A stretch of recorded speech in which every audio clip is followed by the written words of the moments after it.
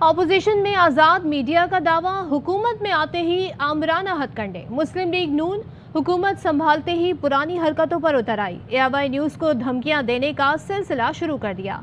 वफाकी वजीर साद रफीक एआईवाई न्यूज़ के खिलाफ केस खोलने की धमकियां दे रहे हैं। अपने ऑफिशियल ट्विटर में साद रफीक ने गोल्ड केस खोलने की धमकी भी दी।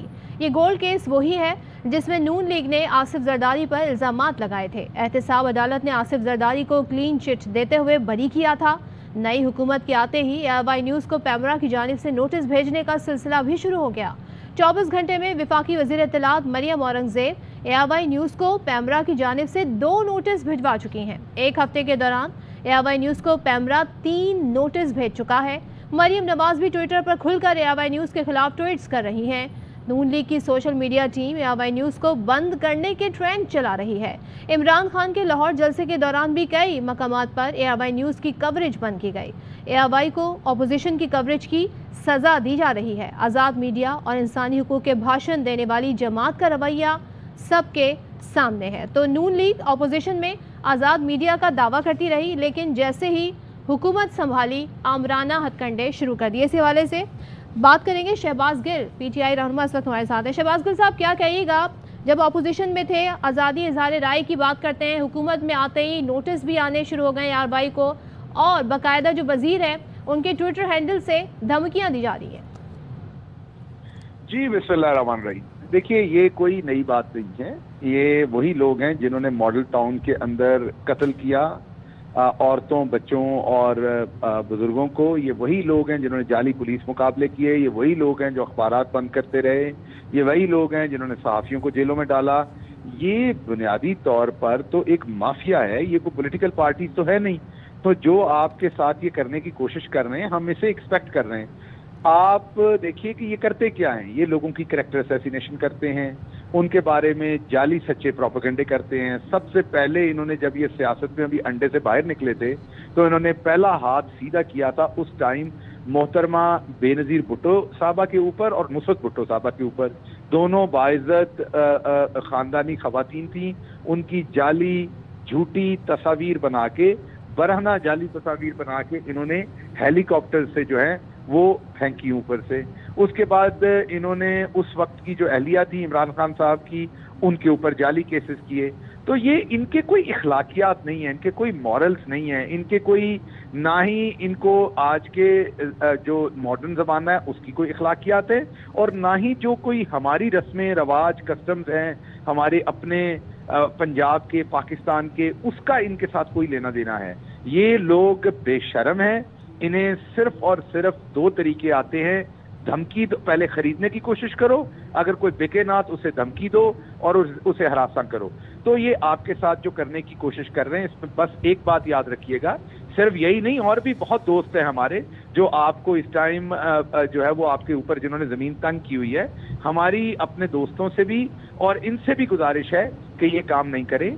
इमरान खान बहुत सब्र का मुजाहरा कर रहे हैं मुल्क के लिए, वतन की सालमियत के लिए, वतन की बेहतरी के लिए। इमरान खान एक्सट्रीम रिस्ट्रेन का मुजाहरा कर रहे हैं। मैं हाथ जोड़ के आपसे अपील करता हूं, ना करें, ना आवाज दें। अल्लाह के कहर को बार बार अत खदादा वैर होता है। अगर आप लोगों ने बार बार इस चीज को आवाज दी तो फिर इमरान खान कॉल देगा और फिर सब कुछ बहा के ले जाएगी पब्लिक अपने साथ।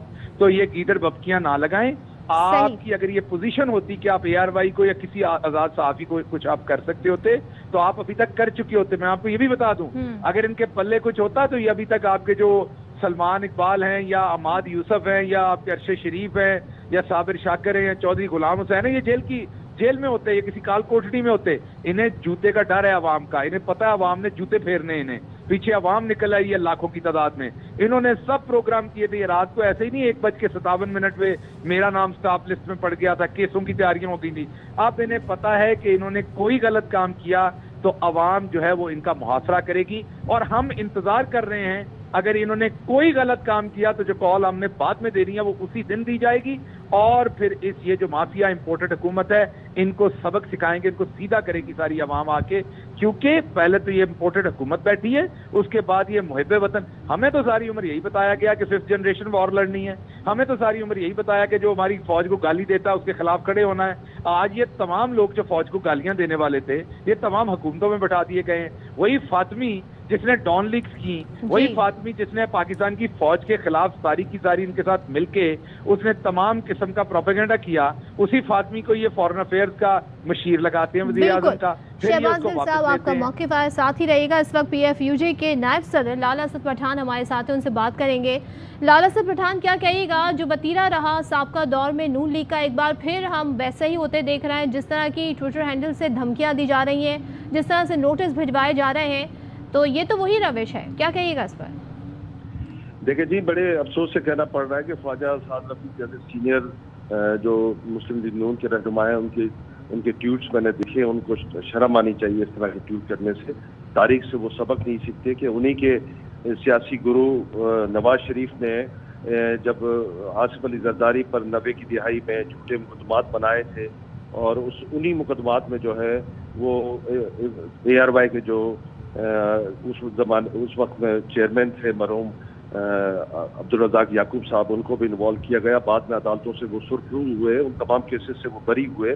ابھی تک ARY فیملی کا جو زخم تھا وہ تازہ ہے، اس سے وہ خون رس رہا ہے، اور اس کے باوجود اس طرح کے گھٹیا قسم کا ٹویٹ کر کے انہوں نے یہ ثابت کیا ہے کہ وہ وقت کے حالات سے سیکھے نہیں ہیں، سیاسی طور پر وہ بالغ نہیں ہوئے. اب بھی وہ انہی مقام پر زندگی بسر کر رہے ہیں جہاں پر وہ یہ تصور کرتے ہیں کہ ڈنڈے کے زور پر، طاقت کے زور پر، یا حکومت کے اداروں کے زور پر وہ کسی بھی ادارے کو دبانے کی کوشش کریں گے. تو یہ ان کی کم عقلی اور بے وقوفی، اور ان کو سمجھنا چاہیے کہ جس ادارے کو وہ مافیا کہتے ہیں، پہلے تو مافیا کا لفظ کی معنی تشریح ہونی چاہیے.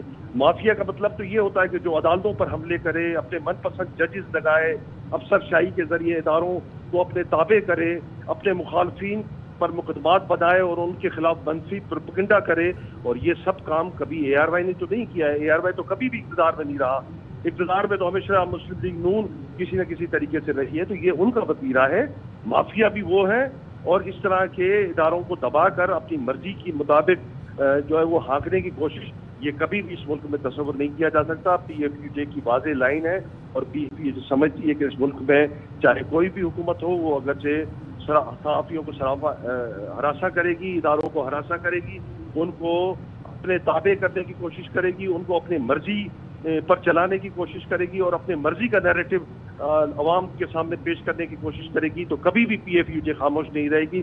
PFUJ سڑکوں پہ ہوگی، پاکستان کے صحافی سڑکوں پر ہوں گے. ہم کسی بھی صورت میں اس پابندی، اس قدغن اور اس بدماشی کو قبول نہیں کریں گے. ٹھیک ہے، آپ کہتے ہیں جہاں تک رہی خواجہ اسعد رفیع کی بات پہ، ان کو شرم آنی چاہیے، اور ان کو 90 کی دہائی میں واپس جا کے جھانکنا چاہیے کہ ان کے جو سیاسی گرو تھے نواز شریف، اس نے بعد میں ان تمام مقدمات پر معافی مانگی تھی.